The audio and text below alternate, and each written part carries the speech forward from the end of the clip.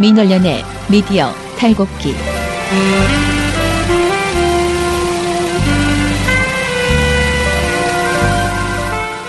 민원련의 미디어 탈곡기 218회 시작하겠습니다. 예, 안녕하세요. 저는 민원련에서 사무처장을 맡고 있는 김원경이고요. 미디어 탈곡기 2장입니다. 네, 저는 부녀회장 배나한 활동가입니다. 네, 청년회장 이봉 활동가입니다. 우리 아빠는 슈퍼맨이에요. 종편 막말 패널들도 퇴출시켰고요. 보도지침 책도 만들었고요. KBS, MBC 적폐의 사진도 퇴출시켰고요. 언론교육도 하고요. 매일매일 방송과 신문을 감시해요. 너희 아버지 뭐 하시는데? 민원연 후원해요. 언론을 정상화시키는 확실한 길. 한 달에 10,000원 민원연 후원으로 가능합니다.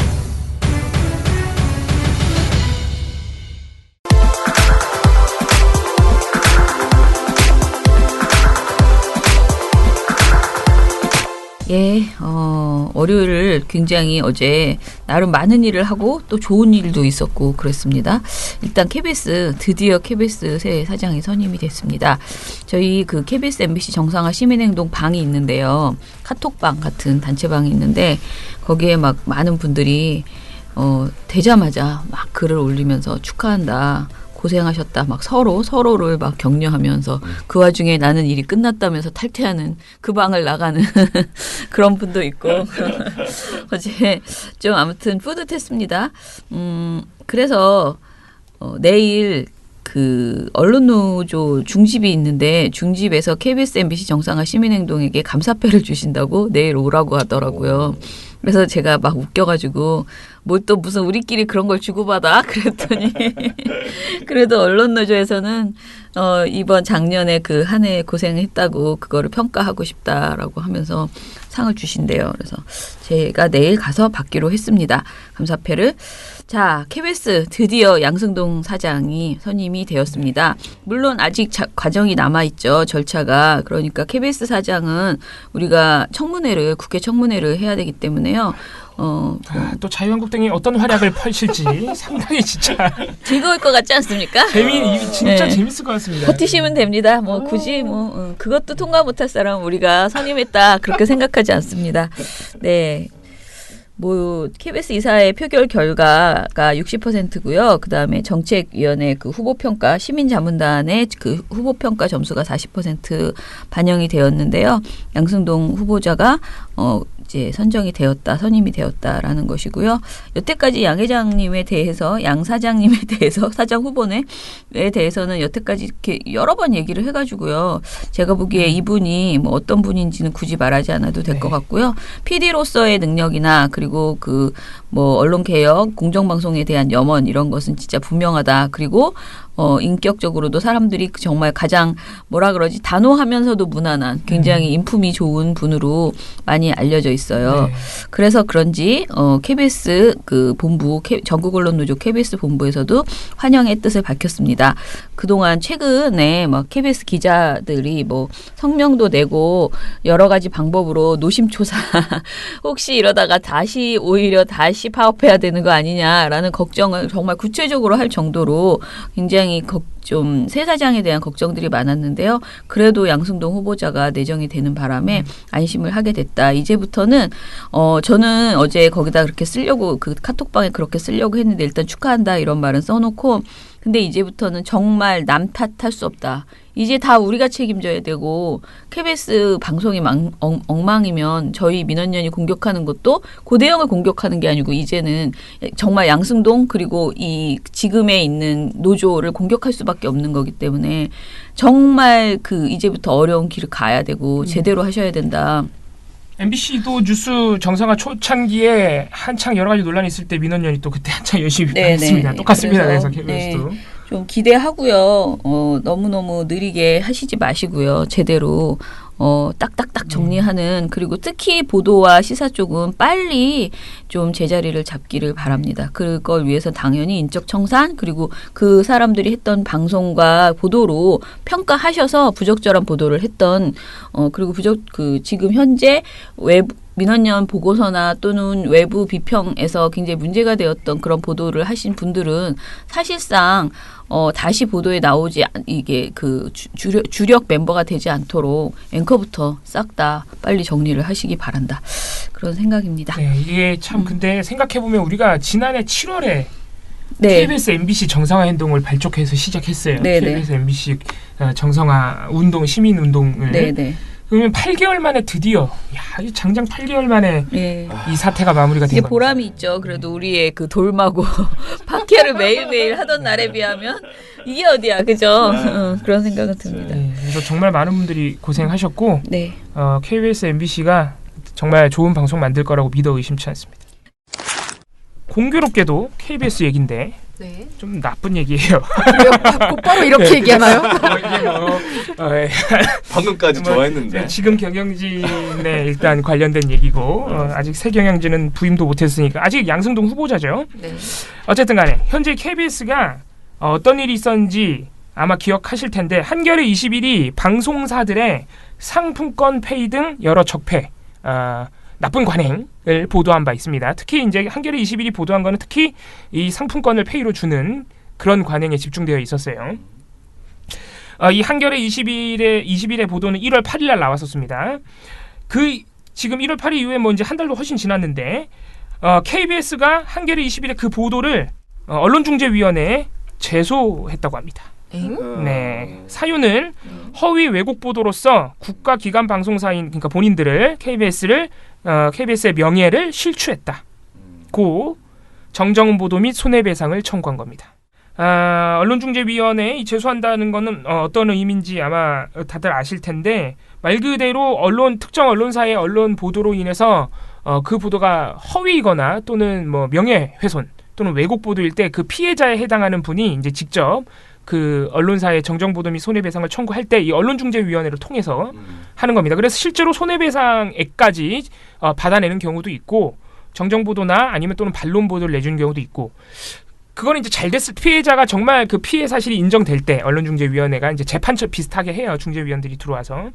근데 그렇지 않으면은 중재안을 내서 서로 조금씩 양보해서 가해자와 피해자가 양보 그 안에 합의를 하는 경우도 있고 아니면 아예 불성립됩니다. 양측 다 도대체 나는 이 언론중재위원회 화해 이게 법적으로 화해라는 효력을 갖는 건데 그 합의안을 인정 못하겠다. 양측 다 안 해. 그러면은 이제 언론중재위원회 그럼 우린 손 뗄게요 하고 이제 법원으로 가는 겁니다. 그래서 이제 고소를 하게 돼 있는데 언론중재위원회에서는 그래서 보통 그 고소를 안 하게 하는 것이 본인들의 역할이에요. 최대한 합의를 이끌어내 주는 것이 아무튼 그렇게 굴러갑니다. 근데 KBS가 한겨레 20일에 이렇게 이 보도에 대해서 제소를 한 겁니다. 결과는 불성립됐습니다. 이게 22일 날 2월 22일에 언론중재위원회 그 중재 절차가 있었고 양측이 모두 참석한 가운데 중재 절차가 됐는데 양측 다 언론중재위원회의 합의안을 그러니까 거부했겠죠. 그러니까 불성립이 났겠죠. 그러니까 KBS도 인정 안 하고 한겨레 21도 우린 잘못한 게 없다. 인정을 안 했을 겁니다. 아마. 그래서 이제 아마 100% 열의 9은 KBS가 이제 고소를 할 겁니다. 아마. 예. 그렇게 될 텐데 이게 지금 저희가 미디어스 기사를 보고 말씀을 드리는데 KBS가 도대체 어떤 부분에서 이 허위 왜곡 보도를 생각하는지 그게 안 나와 있어요. KBS에서도 이제 자세한 내용은 말하지 않겠다는 입장이어서 사실 도대체 어떤 부분에서 이렇게 KBS가 기분이 확 나빴는지 잘 알 수가 없습니다만은 아무튼간에 한겨레 21이 언론중재위원회 합의안도 거부했다는 건 한겨레 21도 갈 테면 가봐라, 고소할 테면 해봐라 이런 입장인 것으로 보입니다. 일단은 그래서 앞으로 이 건이 어떻게 되는지 추이를 좀 지켜보겠습니다. 사실 한겨레 21이 처음 보도했을 때 SBS가 엄청 화제가 됐죠. SBS가 이제 막 녹취도 공개되고 그래가지고 또 이제 서무 PD가 TV조선으로 이직하는 일도 있었고 사실 KBS도 들어 있었어요. KBS 같은 경우에도 이제 10년 동안 일했던 작가 모 씨가 1만 원권 상품권 115장을 임금으로 받았다고 증언을 했습니다. 예. 더 웃긴 거는 당장 받으면 그러니까 지금 바로 임금을 받고 싶으면 이 상품권으로 주고 좀 기다리면 현금으로 주겠다라고 해서 임금을 기다렸다 주는 게 어디 있어요. 그래서 당장 받고 싶으니까 상품권으로 받았다고 증언을 했고 이게 보도로 나간 겁니다. 또 KBS 관련해서 하나 더 보도가 됐던 것이 1월 15일자 보도였는데 KBS는 구인 광고를 낼 때 페이는 매주 상품권으로 지급된다고 아예 명시해놨어요. 구인 광고에.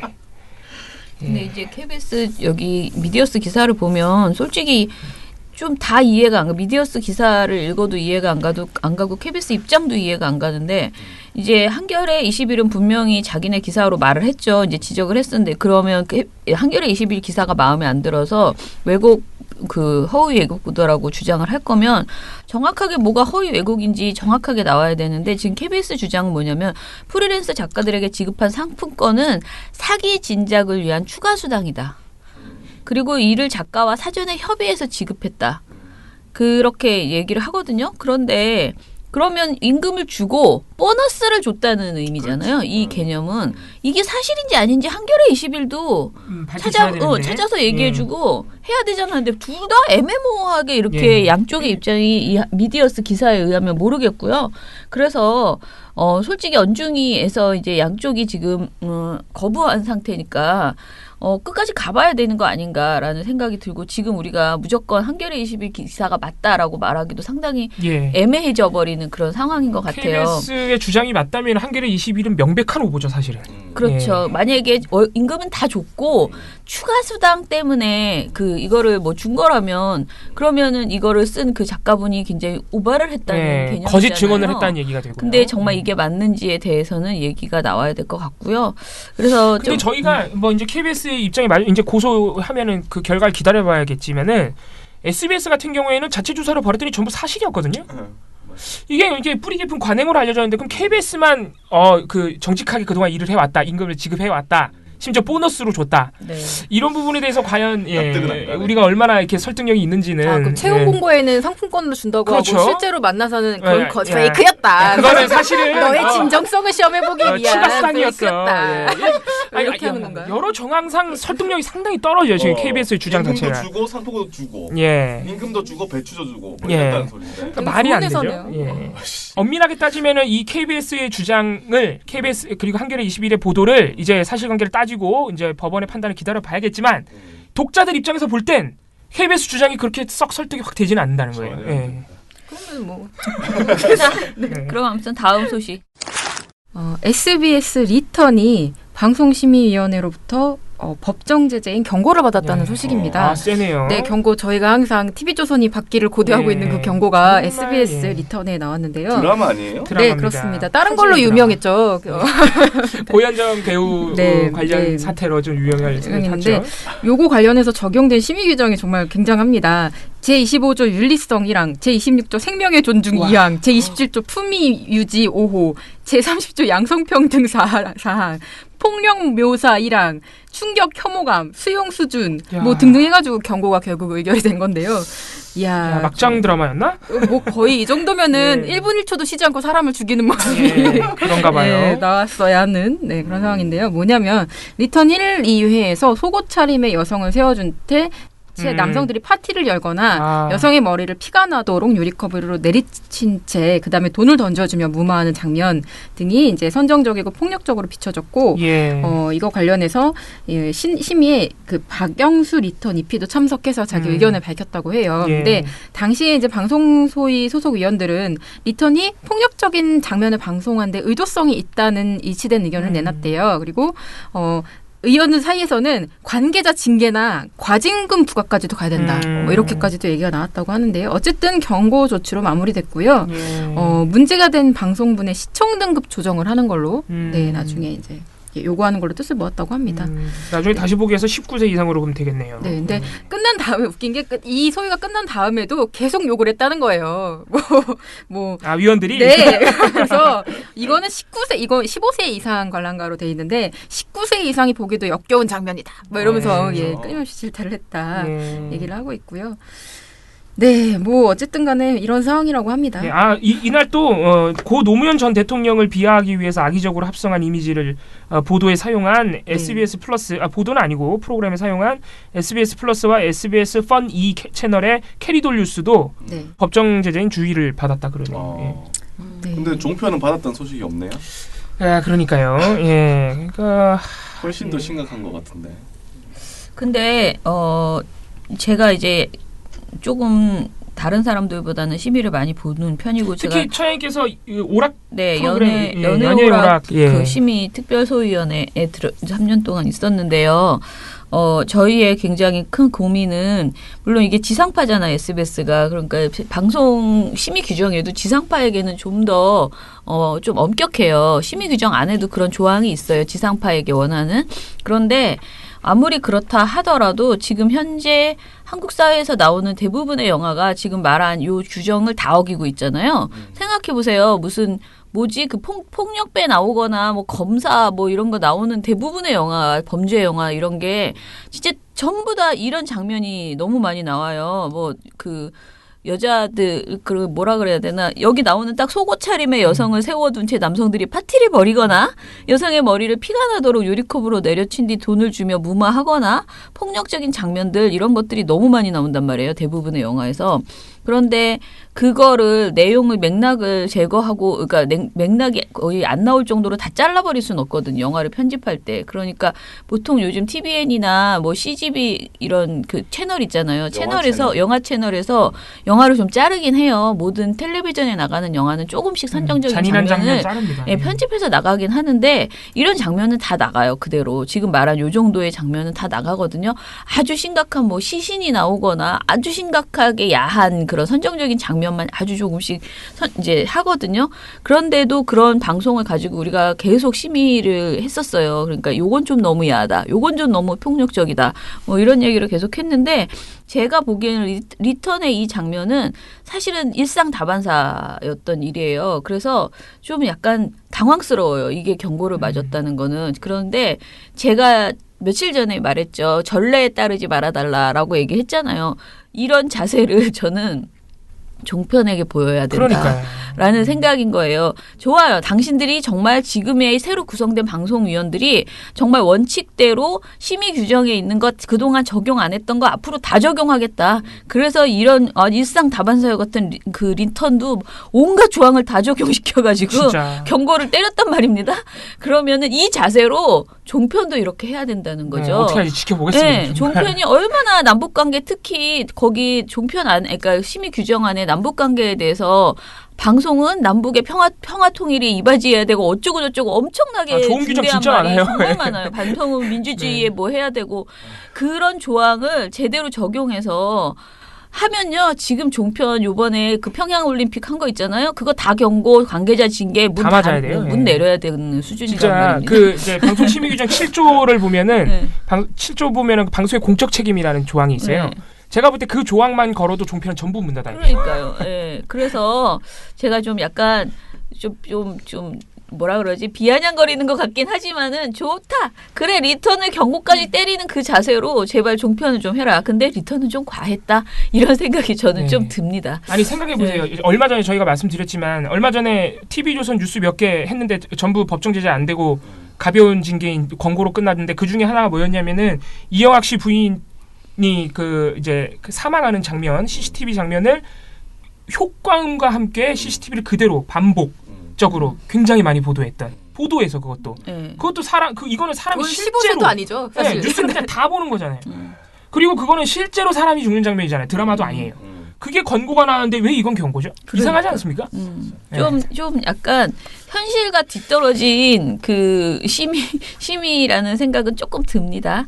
네, 뭐 아무튼 굉장히 어렵다. 이게 심의가 저는 개인적으로는 사람마다 다 약간 어디에 방점을 찍느냐가 다른데 저는 저 굉장히 그런 영화를 싫어하고 무서워. 저는 겁이 좀 많아서 그런 거를 안 봐요. 아예 보면 미슥미슥거리고 진짜 여기서 나오는 강상현 위원장이 말하는 끊임없이 역겨운 장면이 나오는 이런 영화는 애초에 저는 안 보거든요.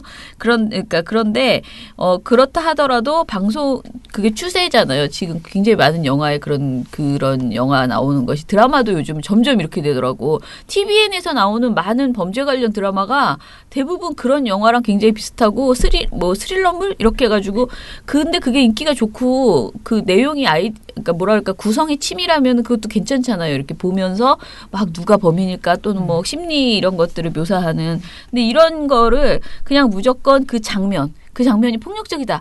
그것만 가지고 심의를 하기 시작하면 이제 표현의 자유 이러면서 굉장히 예술하는 사람들이 힘들게 하는 결과가 올 수도 있습니다. 그래서 이 부분에 대해서는 좀 더 논의를 해봐야 되는 거 아닌가 그런 생각도 저는 좀 들었습니다.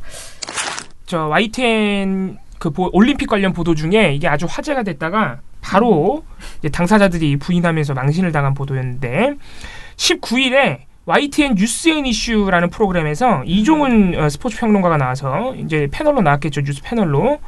이상화 선수가 어제 경기를 했잖아요. 예. 근데 지금 그 스피드 스케이팅 대표팀 선수들 경기가 8시에 저녁 8시에 열립니다. 그렇죠. 저녁 8시에 열려서 우리 선수단이 지금 잠을 보통 새벽 2시에서 새벽 3시에 자요. 그리고 이제 좀 늦잠 자고 일어날 때 점심 때쯤 일어나야 컨디션이 맞거든요. 예. 경기 시작 시간과 리듬을 맞추기 위해서 계속 그렇게 선수촌에서 자왔어요. 아. 그런데 어제 협회의 연맹의 이제 고위급 임원께서 예.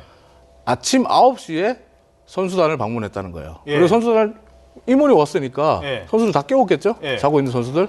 이상화 다, 선수도 그때 깼어요? 네, 깼다 그래요. 깨고 그리고 그리고 일정 연설을 듣고 예. 다시 흩어지라 그랬다는데 그 임원은 처음에 그랬다는데요. 해가 중천에 떴는데 아직까지 자고 있으면 어떡하냐.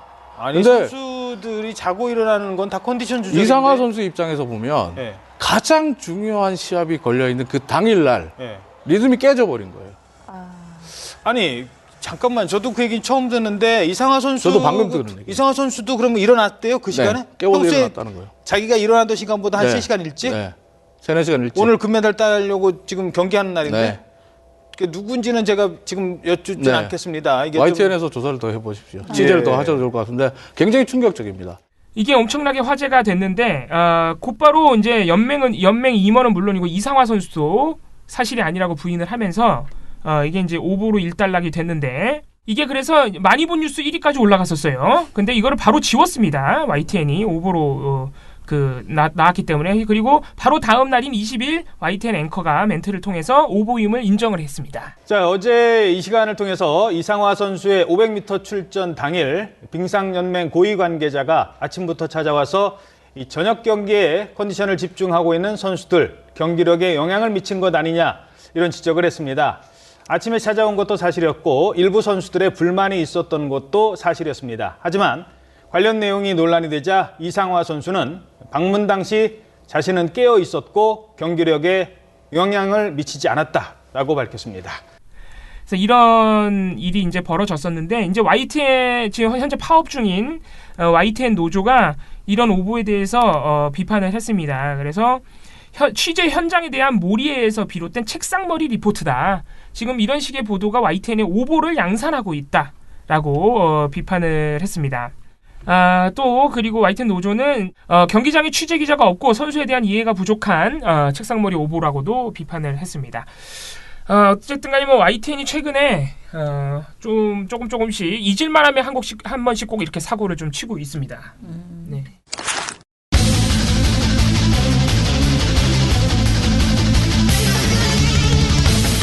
자, 오늘 나쁜 보도 스크랩 시작하겠습니다. 네, 오랜만에 네. 새 부문에 모두 출품작이 있습니다. 네, 오늘 저희 그 경쟁 개념은 아직 살아있나요? 오랜만에.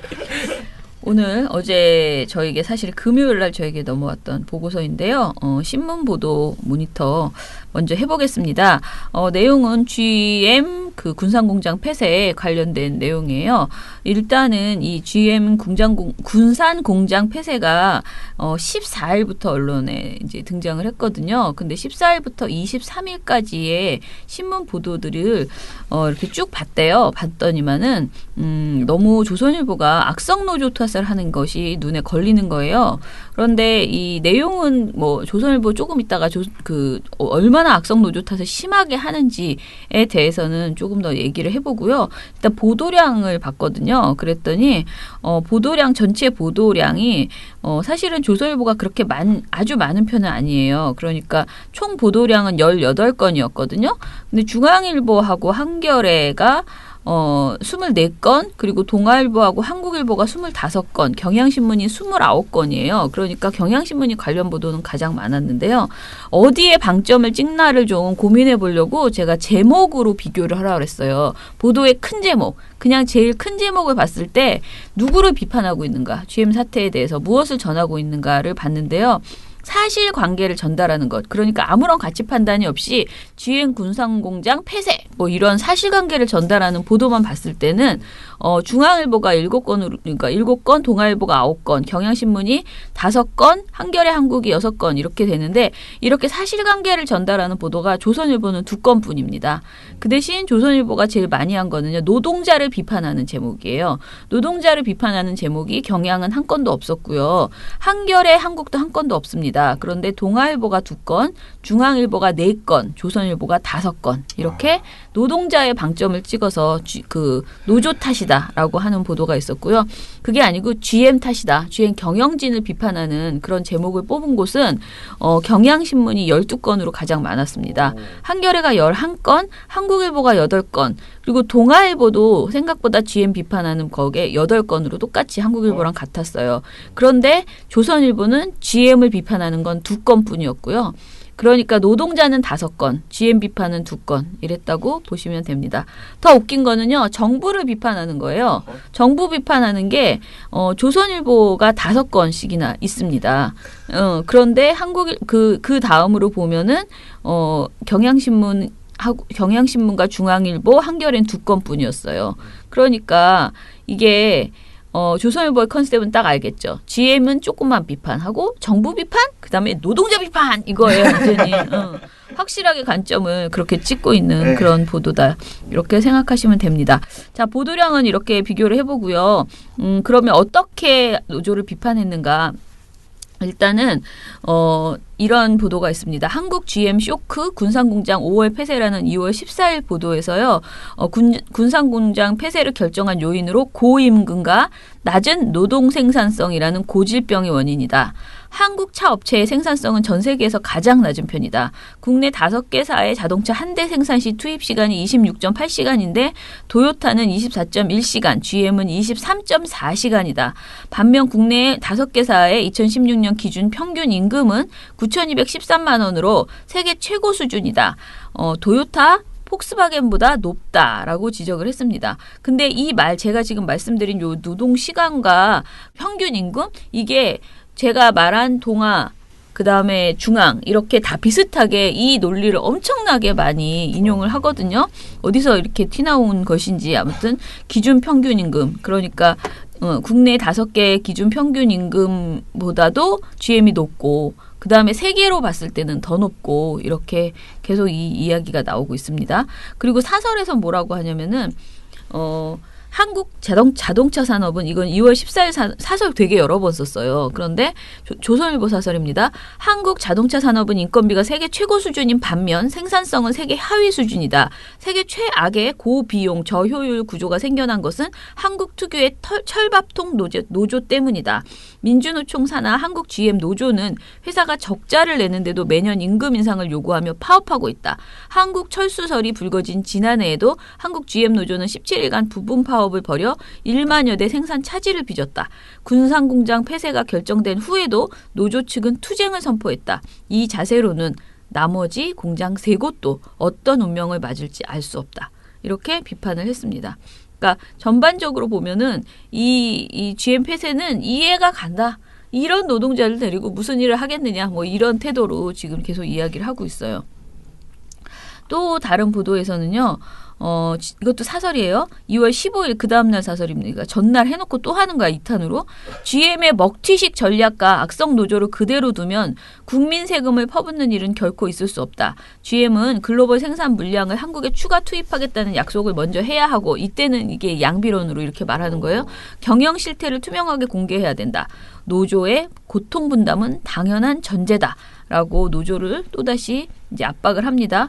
그 다음에 21일 날 또 사설을 냈는데요. 21일 사설에서는 원칙적으로 외국 사기업이 경영 실패로 철수하겠다면 막을 수 없다. 이렇게 말을 해요. 그런 다음에 어떻게 해야 하는지 모르는 사람은 없다. 거액 적자로 망해가는 회사에서 세계 최고 임금을 받고 1,000만 원의 성과급까지 챙겨온 노조가 철밥통을 버려야 한다. 노동자들의 공용 생존권을 지키기 위해서 정부가 나서야 한다는 주장에 대해서 뭐라고 하냐면 국민 세금으로 자신들 월급 달라고 요구하는 것이다. 국회에서 기자회견을 가진 것은 정치투쟁을 시작한 것이다. 염치가 없다고 할 수밖에 없다라고 비난을 했습니다. 자, 이렇게 이 주장이 비슷비슷하게, 그러니까 강도만 세지 않지, 중앙일보하고 이제 동아일보도 비슷한 이런 주장을 계속 하고 있거든요. 그리고 해외 사례를 굉장히 또 많이 이야기를 하거든요. 조선일보가. 그래서 스페인과 호주 사례를 빌어서 한국의 노조가 문제다라고 얘기를 합니다. 그래서 2월 20일 사설에서는 노조는 늘 그랬듯이 문을 닫는 순간까지도 투쟁이다. 9년 전 프랑스 르노가 경영 악화로 폐쇄를 검토했던 스페인 바야돌리드 공장은 달랐다. 그러면서 그 공장은 임금을 동결하고 1년간 초과 근무 수당을 받지 않기로 했다. 주말 특근에도 평일 급여를 받았다. 그 결과 르노 본사가 방침을 바꿔 오히려 투자를 늘리고 글로벌 주력 차종을 배정하면서 공장이 살아났다. 이렇게 분석을 했거든요. 그리고 이제 호주에 대해서도 호주는 노조의 무리한 요구 탓에 결국 글로벌 완성차 3개사가 모두 철수하면서 자동차 산업 불모지가 됐다. 반면 스페인은 글로벌 자동차 메이커 없이도 세계 8개, 8위의 자동차 생산국이 됐다라고 보면서 비용 상승으로 생산성이 저하된 호주, 그리고 영국은 자동차 산업이 몰락했는데 고용 유연성을 높였던 스페인과 노사 협상을 이뤘던 독일, 일본은 차량 생산이 늘었다. 이렇게 칭찬을 했습니다. 그런데 이게 약간 무리가 있는 게요. 고임금 저효율 문제 있잖아요. 이거에 대해서 얘기를 하면요. 지금 우리나라의 자동차 산업 이 노동자들이요. 기본급이 굉장히 낮고요. 성과급이 좀 높은 그런 구조를 갖고 있고 특히 야근과 주말 특근을 하지 않으면 지금 자기들이 말하는 이 비용 있잖아요. 그걸 받을 수가 없어요. 그런데 이것은 차를 많이 생산해낼 때만 그런 근무를 할 수 있잖아요. 안 팔리는데 야근을 시키진 않잖아요. 그렇잖아요. 상식적으로. 그래서 사실은 이 임금이 굉장히 불안정한 부분이 분명히 있대요. 자동차 산업의 그 노동자들이. 그런데 이 부분을 완전히 무시하고 아까 독일이랑 뭐 스페인 어딘가는 자기 잔업을 다 하고 뭐 주말 근무를 했는데 평일로 처리를 하고 막 이렇게 했다 그랬잖아. 그게 가능하려면 기본급이 어느 정도 안정적으로 되어야 되고 거긴 당연히 우리랑은 복지 상태가 너무 다르잖아요. 그런데 이제 그런 나라와 단순 비교를 해서 무조건 우리의 그 상황을 마치 이게 매달 그렇게 받는 것처럼 평균 임금으로 계속 퉁치고 있는 것 자체가 사실은 문제라는 거죠. 그래서 저희가 그 금속노조의 장석원 대외협력부장한테 이제 질문을 해서 이런 것들에 대해서 좀 반박을 해보라고 이렇게 했더니 한 말이 이거예요. 실제 현장 노동자의 기본급은 얼마 되지 않고 높은 성과금이라고 말하는 것은 주말과 야간의 잔업특근이 포함된 결과고 산업별 임금이 동등한 독일과는 달리 연공서열제를 채택하고 있는 한국에서는 평균 임금을 계산해서 비교하는 것은 무의미하다. 그리고 독일과 한국을 단순히 평균 연봉만을 두고 계속 이렇게 우리가 많이 받는 것처럼 이렇게 말하는 것이 부적절하다라는 것이고요. 이런 보도가 있어요. 중앙일보 보도에 한국 GXO라는 연구소에서 한국 GM 분석 보고서를 낸 적이 있는데요. 이 보도에 중앙일보에서 그 보고서를 인용한 거거든요. 이런 말이 있어요. 적자가 쌓이는 동안 근로자는 오히려 1인당 연봉을 더 많이 받아갔다는 뜻이다라고 하면서 여기에는 생산직 근로자는 물론 고액 연봉자로 알려진 외국인 임원 연봉도 포함된 수치다. 한국 GM 감사 보고서는 임원 연봉을 공개하지 않고 있다. 이런 말이 중앙일보 보도에 이렇게 무심하게 쓱 들어있거든요. 그렇다면 지금 우리가 지금 계속 말하는 1인당 연봉이라는 것이 진짜 그 생산직 노동자의 연봉뿐만이 아니고 고액 연봉자 그 외국인 관리자 있는 그 사람들 걸 다 포함해서 n분의 1로 나눈 것인데 분명히 그런 것으로 보이고 그분들의 연봉은 얼마인지 나오지 않는데 이거를 너무 마치 우리 노동자들이 엄청난 뭔가 고액 정말 갑질을 하고 있는 것처럼 이렇게 보도하고 있는 것도 사실은 맞지 않다라는 것이고요. 그리고 그 외국 산업에 대한 부분도 대부분이 노조 혐오에 이용할 만한 그런 비교점이 아니라는 것이에요. 그러니까 예를 들어서 조선일보가 긍정적 사례로 뽑은 독일과 스페인의 사례는요. 독일이 생산 감소 위기가 찾아왔을 때는 자발적으로 낮은 임금을 받는 조치를 취했다라고 분석했는데 이거는 노사 합의가 그러니까 노동이사제가 독일에서는 있잖아요. 그래서 그런 어떤 전반적인 상황 속에서 가능했던 조치이지 우리나라에서 무조건 걔네처럼 노동자를 대접해주고 노동자를 위한 복지와 정말 노조가 이사가 되는 그런 시스템, 노동자가 거의 굉장히 우대받는 그런 시스템이 아닌 참여를 하는 거예요. 그런 상황에서 우리나라에게 똑같이 이렇게 하라라고 하는 것은 무리라는 것이죠. 이게 지금 이게 이런 얘기가 나올 때마다 반복되는 얘기인데 이제 결국은 임금이 너무 높고 임금은 높으면서 생산성은 낮은 이제 귀족 노조 프레임이죠. 전형적인. 근데 지금 GM이 이렇게 노동자들의 생계를 위협하면서 일방적으로 지금 공장을 철수하겠다 그러는데 우리나라 노동자들을 공격하는 이 언론 도대체 어느 나라 언론인지 모르겠지만 일단 기본적으로 아주 이게 시간이 좀 걸려도 다 구체적으로 반박을 해야 돼요. 너무 틀린 내용들이 많아서 예를 들어서 고임금이다. 근데 GM 우리 노조는 대부분 생산직에 계신 분들이죠. GM 노조에 의하면은 평균 근속 연수가 23년이 지나도 그리고 또 정기 상여금과 재수당까지 통사임금에 전부 포함시켜도 월 260만 원이 안 된다 그럽니다. 네. 그러니까 월 260만 원이 안 되니까 아까 임원 임금도 평균 산정에 들어가는 거 아니냐 우리가 그런 문제점도 제기했지만 상여금과 재수당을 전부 포함시켜도 월 260만 원이 안 돼요. 이분들이 얼마나 오래 일하는지 아시죠? 특근 자녀근무 이런 거 포함하면은 심지어 야간 휴일 연장 근무를 다 더해도 월 300만 원이 안 된다. 예. 자, 이렇게 해도 300만 원이 안 되는데 우리들 어떻게 하지? 심지어는 이 수치는 근속 23년이 넘은 분의 임금이에요. 그리고 또 자꾸 임금 인상을 노조가 요구했다 그러는데 지난해 단협에서는 노조가 요구한 것은 물량을 확대해달라. 왜냐하면 지금 GM이 유럽에서 쉐보레 브랜드 철수해버리고 여러 브랜드를 다 축소하고 있어서 자꾸 물량이 줄어들고 있어요. 근데 자동차 생산이라는 건 기본적으로 아까 처님도 말씀하셨지만 노동자들이 기본적으로 차를 많이 만들어야 돈을 많이 벌 수 있는 구조예요. 그러니까 노조에서는 일단 물량을 좀 확보해달라고 했는데 GM 사측에서 그건 못하겠고 임금을 올려주게라고 사측이 먼저 단협에서 제안을 한 겁니다. 지난해 단협에서. 이런 사실관계도 있고. 그리고 또 우리가 또 빼놓을 수 없는 게 이 조중동의 특징이 뭐냐면은 경영 실패에 대해서는 전혀 말을 안 해요. 네. 근데 보면은 임금이 오르긴 오르죠. 기본적으로 임금이 오르긴 오릅니다. 우리나라 100인 이상 사업장의 단협을 통한 임금 인상률이 평균적으로 3.28% 정도 된대요. 근데 GM 노조가 똑같아요. 그러니까 평균적으로 올라간 거예요. 물가 상승률. 그렇죠. 물가 상승률이 있기 때문에 기본적으로 임금이 조금씩 올라갑니다. 최저임금도 그래서 올리잖아요. 근데 그래서 2014년부터 16년 3년간 인상된 급여의 총액이 2천억이래요. 이 GM 군사 공장에서 3년간 임금이 2천억 올랐는데 같은 기간에 경영 실패했다는 단기 손실 규모가 2조 원에 이릅니다. 그러니까 임금은 2천억 오를 때 회사가 경영 실패로 잃어버린 돈이 2조 원이라는 거예요. 그럼 누구 잘못이에요, 도대체 이 상황이? 그렇죠. 예. 이런 것도 있고 그리고 또 아까 여기서 보고서에서 잘 이렇게 반박이 안 된 것 같아서 생산성 얘기를 자꾸 하는데 생산성이 낮다 그러잖아요. MBC 뉴스데스크가 보도를 잘 했네요. 네, 맞아요. 예. 한국 GM의 군산 공장 폐쇄를 두고 노동자 책임이라고 말하는 사람들이 있고 그 근거로 생산성을 거론합니다. MBC가 자동차 업계에서 권위 있는 보고서로 받아들이는 하버 리포트를 입수해서 과연 진짜 그런 건지 내용을 분석해봤습니다. 남재영 기자입니다. 자동차 업계가 각 공장의 생산성을 비교하는 권위 있는 보고서로 받아들이는 하버 리포트 2016년 판입니다.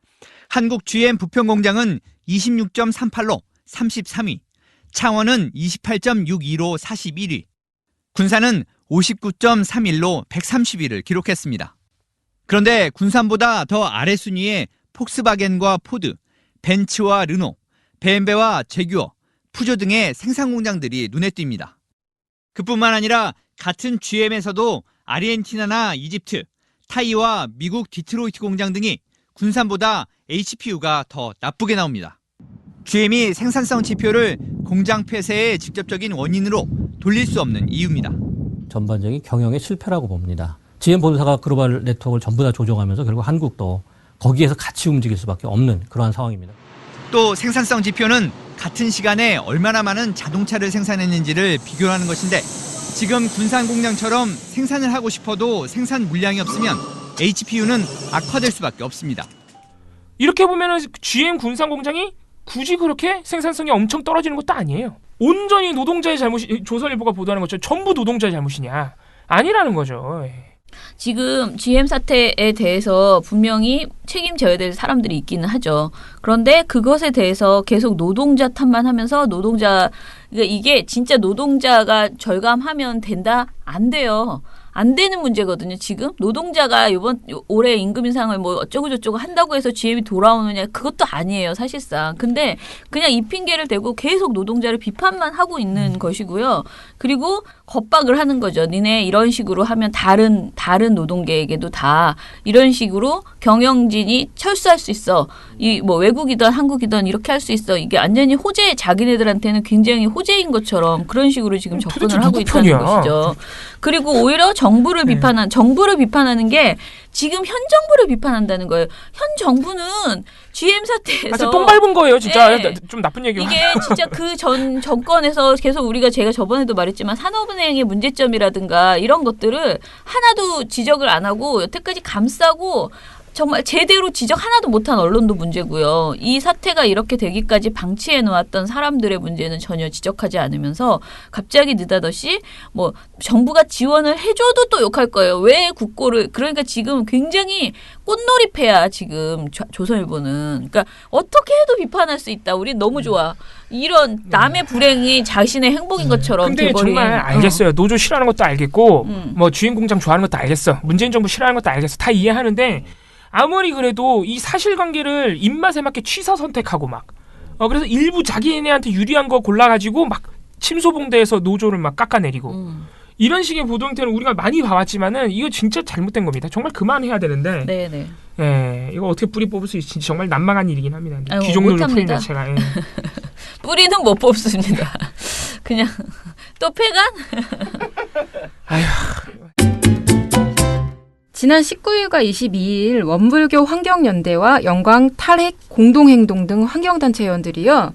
재미있는 퍼포먼스를 하나 벌입니다. 아, 이거군요. 예. 네, 정부기관하고 관공서, 언론사 이런 한 90여 곳에 택배를 보내는데요. 핵 폐기물 깡통 모형 택배입니다. 예. 그러니까 택배 상자를 딱 열어보면요. 귀엽게. 처음에는 유인물 같은 게 들어있어요. 그래서 여기에는 핵폐기물이 들어있습니다. 뭐 이런 선전물 같은 게 들어있고, 뭐 장갑을 껴주세요. 뭐 이런 그 경고 문구가 들어있어요. 그래서 그렇게 들어보면 누가 봐도 귀엽게 색칠한 노란, 누가 봐도 어린아이의 손을 빌린 노란 깡통에, 핵폐기물 그 마크가 찍힌 노란 깡통이 들어있고요. 그걸 이렇게 흔들어보면 돌 같은 게 들어있고, 빼보면 메시지 같은 게 이렇게 들어있어요. 그 핵폐기물 문제를 해결해 주세요. 뭐 이런 어린아이들의 글씨로 쓰는 메시지 카드가 들어있습니다. 말 그대로 퍼포먼스예요. 네. 그리고 그 택배 상자 표면에는요.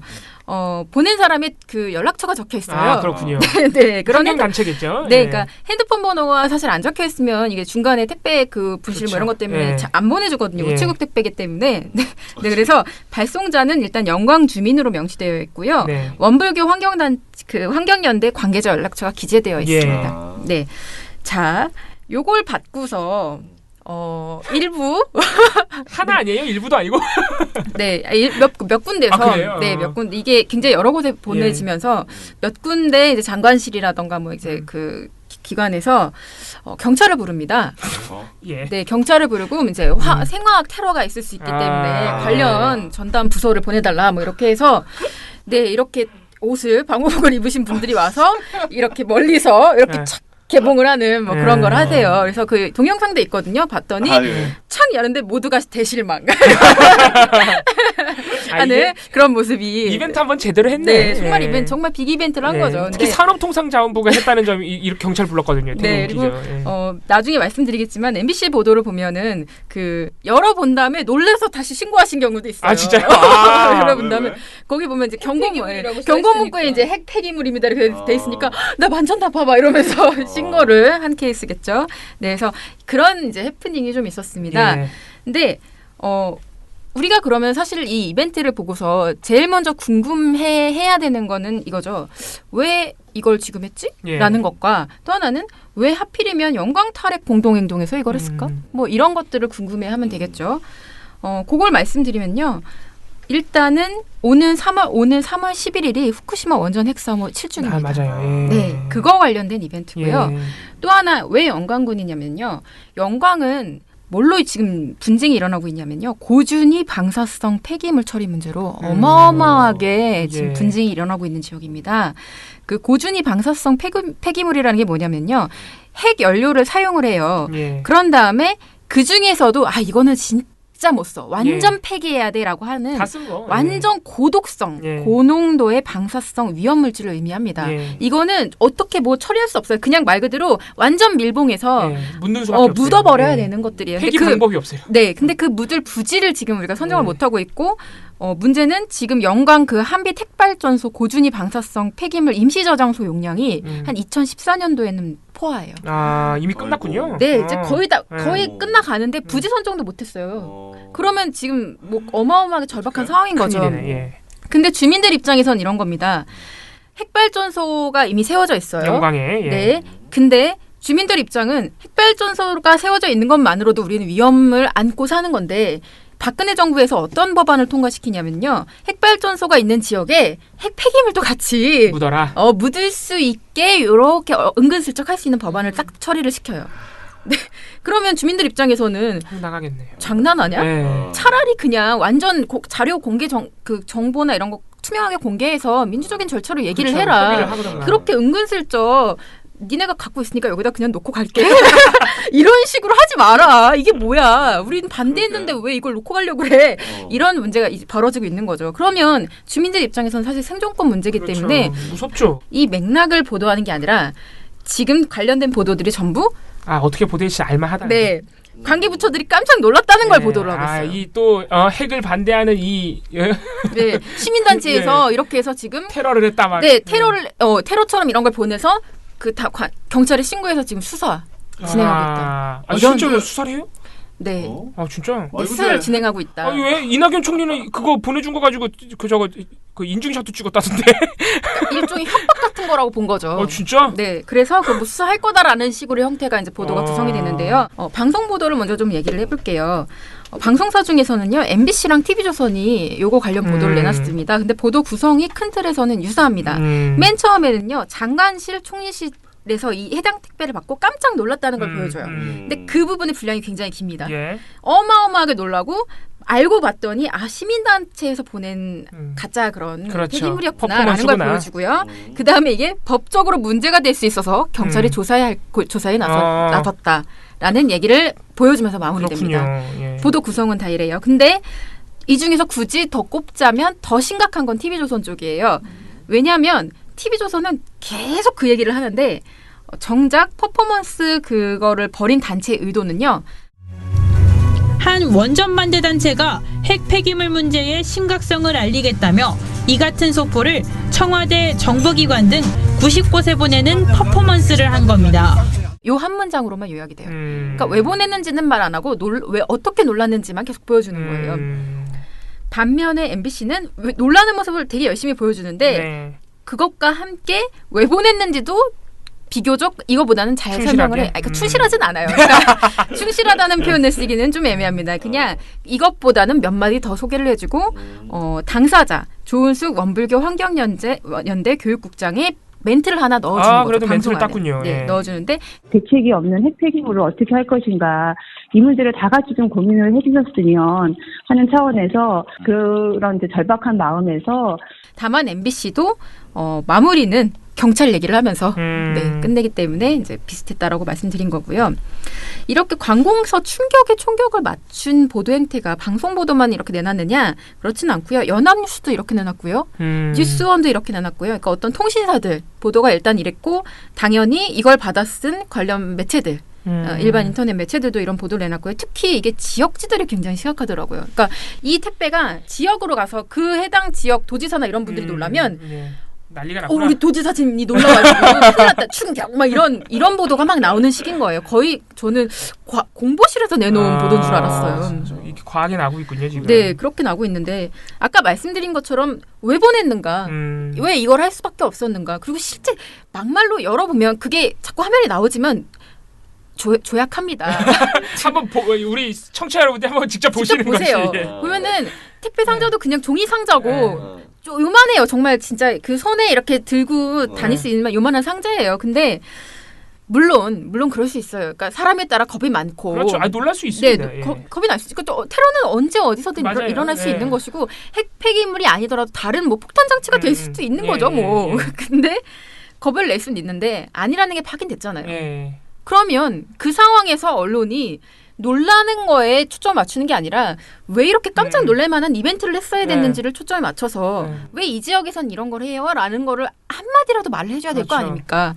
네, 그런 보도가 일단 거의 나오고 있지 않다는 점에서 저는 좀 이거 맞긴 한데나 우리가 천편일률적으로 보도하고 있네요. 진짜 MBC도 약간 부실하네. 좀 안타까움이 좀 많았고요.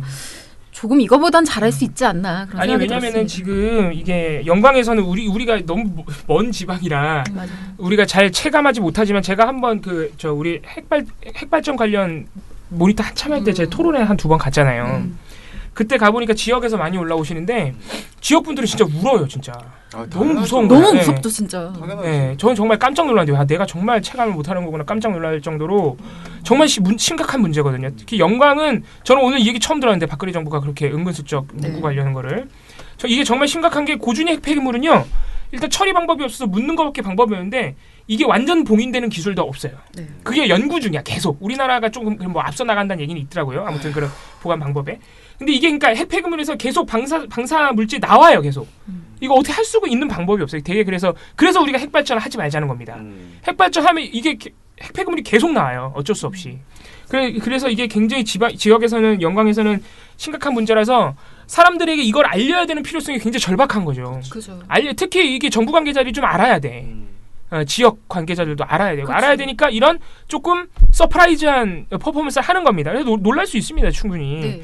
그래서 이게 아닌 게 밝혀졌고 시민단체 이제 퍼포먼스인 게 밝혀졌으면은 그 전후 배경을 좀 자세히 설명을 해주고 그런데 이게 많은 사람들이 놀랐다. 조금 문제가 있지 않느냐 이런 식으로 가는 거는 이해할 수 있어요. 놀랄 수 있으니까. 예를 들면 그 앞뒤 맥락을 잘 설명해주고 뭐 이쪽에선 경찰이 어쨌든 신고를 했는데 이게 뭐 어쨌든 이게 뭐 그렇게 법적으로 문제가 될 소지가 있는지를 언급할 수는 있어요. 근데 그런 맥락 없이 얘들이 이걸 보내서 우리 장관이 깜짝 놀랐어. 그러니까 이렇게 이거를 보도에서 거의 뭐 한 70-80% 얘기를 하다가 마지막에 뭐 법적 검토 이런 얘기, 경찰에 신고 이런 얘기를 하면요. 이 단체는요. 정말 그냥 테러에 실패한 단체인 거예요. 그냥 말 그대로. 이상하게 보도가 된 거예요, 지금. 그냥 일방적으로 보도가 된 겁니다. 그러니까 이 보도의 중심은 고준위 핵폐기물 처리 및 영광 주민들의 불안함, 공포 그리고 뭐 정부의 잘못 뭐 이런 식으로 가야 되는데 완전히 무슨 테러 사건 난 것처럼 지금 보도가 된 거죠. 참 요까진 일에 참 이렇게까지 하나 막 그런 생각이 좀 들었습니다. 이게 대대적으로 이렇게 보도가 되는지는 또 몰랐네요. 제가 이런 일이 있는 줄 알았는데. 7, 6, 5, 4, 3, 2, 1. You'll never have the sacred stone. Oh, this you crazy mother. 자, 대댓글로 넘어가겠습니다. 어머.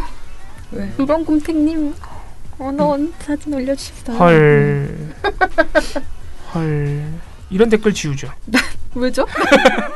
일단 미련곰탱님께서 지금 우리 배나활동가가 아주 괴성을 지르면서 좋아하고 있는데. 괴성이라뇨.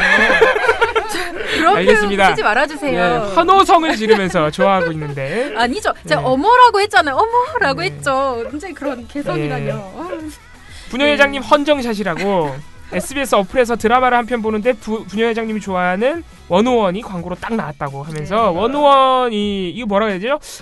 사진? 그냥 사진은 아닌데 네. 네 광고 네. 캡처를 하신 것 같아요. 예, 그 사진 올려주셔서 아주 좋아하고 계십니다. 네. 레이니 칠세님께서 KBS 사장 양승동 PD 내정 뉴스가 떴네요. 이제 MBC처럼 KBS도 맘 편하게 보는 날이 오는 것인가 기대됩니다. 그리고 레이니 칠세님께서 네. 왜 처장님의 우리 아빠는요 광고가 없어졌나요? 하루에 한 번은 꼭 들어야 하는 그런 광고인데 무려 다시 듣기로 이전화해서 찾아 듣겠다고. 네, 이 정도 되면은 다시 내주셔야 됩니다. 네, 다음 댓글 트러스트노원님 역시 월요일입니다. 매주 하시는 처장님은 주말은 잘 보내셨습니까? 왠지 좀 서운한 톤의 인트로와 부녀회장님의 음소거 모드. 네, 월요일은 이PD님도 마이크 하나 쓰시는 게 어떠신지요? 방청객 마이크로요. 네, 이렇게 해주셨고요. 이거는 뭐 제안이신 것 같고요. 네, 자유당이랑 조선이 저렇게 해봐야 사람들은 평창올림픽에 대만족했고 자유당의 행위의 유치함이 현하차는 정도죠. 조중동과 종편의 아젠다 세팅 능력은 이제 사멸해 가니까요. 그러니까요. 네. 제 이게 고민입니다. 이 종편이 아무리 지금 진짜 난리치고 있거든요. 올림픽 때. 네. 지금도 난리치고 있어요. 끝났는데도. 그런데 이게 이제 사람들한테 잘 안 먹히는 것 같아요. 분위기가. 그죠? 예. 네. 근데 내가 이렇게 계속 보고 있어야 되나? 이런 마음도 들고. 네, 그래서 전 국민이 집에서 나오기 싫은 월요일부터 그런 쪽에 힘쓰지 마세요. 이렇게. 근데 저도 그러고 싶은데 네. 저희가 또 제보가 대부분 이런 거예요. 지금 들어오는 제보가. 아무튼 네, 제보가 들어오면 해야 됩니다. 예. 제보가 들어온다는 건 그래도 많은 분들이 본다는 얘기라서 어쩔 수 없습니다. 해야 됩니다. 내일은 당연히 방송되고 목요일이 그 3일절이어가지고요. 저희가 특집으로 내일 미리 녹음을 하나 해놓고 그래서 노는 날에도 쉬는 날에도 민원연은 계속 그 탈곡기는 돌아갈 수 있게 하겠습니다. 예, 내일 뵐게요. 민원연의 미디어 탈곡기는 내일도 열심히 털어드리겠습니다. 탈탈탈. 안녕.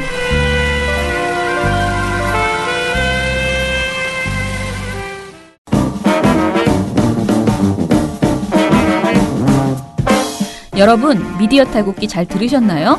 민원연은 1984년부터 우리 사회 언론 민주화를 위한 걸음을 우직하게 걷고 있습니다. 특히 왜곡, 편파, 막장 뉴스가 만연한 상황에서 민원연의 언론 감시 활동은 더욱 중요합니다. 민원연 회원이 되어 저희에게 힘을 주세요. 민원연 홈페이지 ccdm.or.kr에 오셔서 회원가입을 신청하시거나 02-392-0181로 전화 주시면 됩니다. 한 달 10,000원의 회비가 언론을 바꿉니다.